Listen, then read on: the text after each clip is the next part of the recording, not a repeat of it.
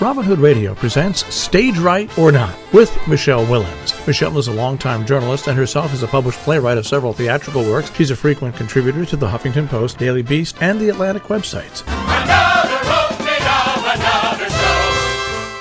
Well, today I will report on yet another take on one of Shakespeare's most famous and revisited tragedies. This one in minimalistic form at a venue that specializes in the small.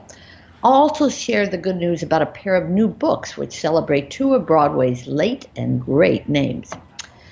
But first, onward to the Classic Stage Company on West 13th Street. This company is helmed by director John Doyle, best known to theatergoers as a man who has often stripped Sondheim shows to their barest form.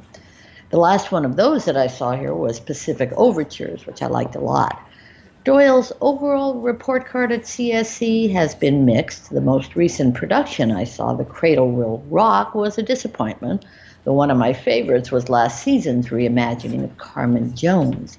It was such a success that there was talk of transferring it to Broadway. Anyway, now Doyle has directed a trimmed-down version, an hour 40 with no intermission, of Macbeth. Now, I am not enough of an expert on the play to know what scenes or words may have been altered or excised, but even I wondered what happened to those three soothsaying witches at the start of the play. Their words are now spoken, I think, by a full cast alongside the stage. And while color and gender-blind casting is relatively common now, I wasn't sure I heard right when I saw a lovely character named Duncan being murdered. But so be it, and that actress, Mary Beth Peel, returned in other guises. The draw here, if the bard is not enough for you, is the TV and stage star Corey Stoll. He's very good as the Scot who would be king, occasionally mixing humor with the horror that he orders. And his real-life wife, Nadia Bowers, is equally fine as his infamous onstage wife, Lady Macbeth. Now, if you know the ins and outs of the play, you'll likely be able to follow this production. If you don't, well, this is not necessarily an easy one to dive into. I'm sure it's my fault and not the performers, but I did often lose track of the characters. The set is, well, there is not really a set, but as we know, all the world is a stage. The good news compared to some past Macbeths is that the blood is minimal, only a clever hint of red, and the recognizable passages, sleep no more, out damned spot, out I say, and something wicked this way comes, are given their due by a dedicated cast. Is this a must-see Macbeth? Well, it's better than the Lincoln Center version I saw with a miscast Ethan Hawke, though I love Hawke, and I would never criticize his risk-taking in all mediums. And the same goes for Corey Stoll, by the way. He and his wife can go home nightly and, assuming they're not plotting a competitor's downfall, feel very proud of their work here. And let me say, I saw this one just days before our own country's leader went on TV to almost gleefully describe an enemy's vicious death. It eerily resembled a scene in the play and brought to mind Macduff's words, "Boundless intemperance in nature is a tyranny." Well, this is a naturalized, even human-sized Macbeth, and it just may be the right one for the moment. And now to those pair of just-released books that I mentioned. Jerome Robbins, by himself, is assembled, and I use that word on purpose, by Amanda Vale.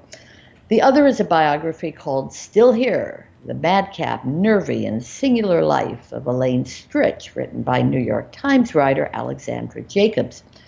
The one on Robbins is a gorgeous quasi-coffee-style type tome filled with photographs, actual writings of the legendary director and choreographer, and much more.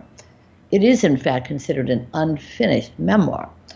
As always, I most relish the letters. Remember those? Written to and from Robbins over his amazing career.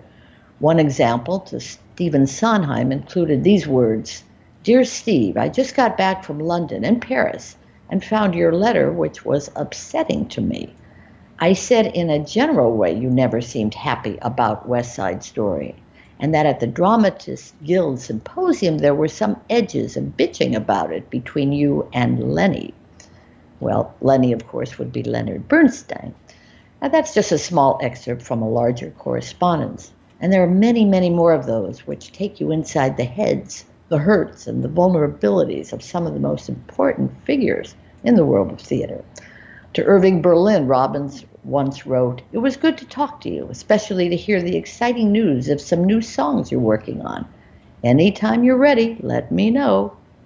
Well, if you want to know what songs and if there was a future collaboration, this is a book for you. It does not ignore Robbins' more controversial moments, by the way, none more so than when he testified before the House Un-American Activities Committee, a stain that never quite got erased, much like that blood on Macbeth's hands in the earlier production I just discussed. Now, everyone knows Jerome Robbins' work, even if they are not familiar with the name. After all, folks all over the country have seen West Side Story, Gypsy, A Funny Thing Happened, Fiddler on the Roof in some iteration. Elaine Stritch, on the other hand, well, is likely not a figure known to everyone, but that doesn't mean her story is not a lively, brave, often self-destructive, and finally instructive one that should appeal to anyone with dreams of stardom on stage. Her 7-decade career included working with or dating names like Marlon Brando, Noel Coward, Angela Lansbury, Rock Hudson, Hal Prince, and Stephen Sondheim. It's a story soaked in alcohol, as Stritch famously had a drinking problem for much of her life. This thoroughly and generously reported book is filled with juicy anecdotes about a unique talent's inner struggles and professional triumphs. It's interesting, author Alexandra Jacobs is not a theater reporter, which in fact may help make this a more relatable, less insiderish read. Stritch and Robbins were, it's fair to say, legends of the Broadway stage, and interestingly, 2 shows with famous histories announced their closing dates this past week. First up, to go down, is Oklahoma. As you know, I did not care for this radically reimagined version, which won the Tony, though it had no competition to speak of, which has been playing at the Circle in the Square for less than a year. That venue, by the way, nicely fits certain shows, including other recent Tony winners, Once on This Island and Fun Home, but it also seems to be somewhat of a jinx, as the shows don't quite last as long as they might have hoped. The other announced closing was more surprising to me, Joel Gray's all-Yiddish version of the aforementioned Fiddler on the Roof.